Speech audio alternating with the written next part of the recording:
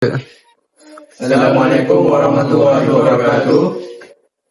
Kami, kadet remaja sekolah dari SMK Itu Perak, akan membuat video ikatan dan simpulan. Kami siap untuk diuji, Tuan. Yang pertama ialah simpul manuk. Pertama, bahagian hujung tali ini dililitkan pada bahagian kayu dan bahagian hujung tali ini diletakkan pada bahagian tengah tali.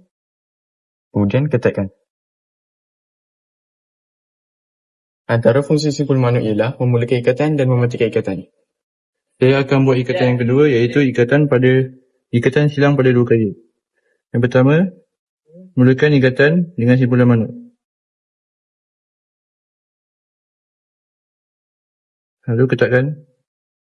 Kemudian, ambil lagi satu batang kayu dan lilitkan 2 hingga 3 kali. Kemudian, buka dua kayu ini dan lilitkan di antara dua kayu 2 hingga 3 kali.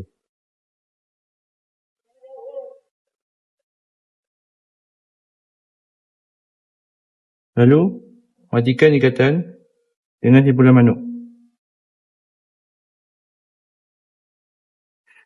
Fungsi ikatan silang pada dua kayu ini ialah untuk menggabungkan dua kayu dan membuat tripod. Saya akan membuat lilit dua simpul. Pertama, lilit tali sebanyak 2 kali pada batang kayu.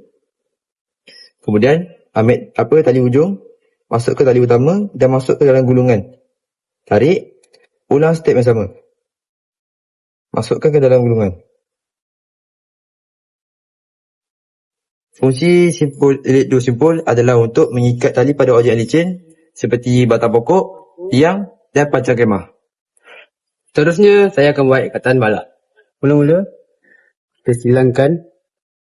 Terus tu, kita masukkan. Terus kita lilit. Lilit. Maksimum lilitan adalah 3 kali. Sini kita tarik.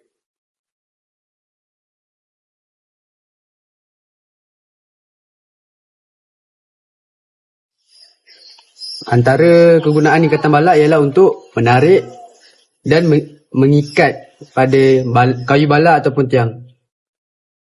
Kami kadet remaja sekolah dari SMK Itu Perak sudah selesai untuk diuji, Tuan.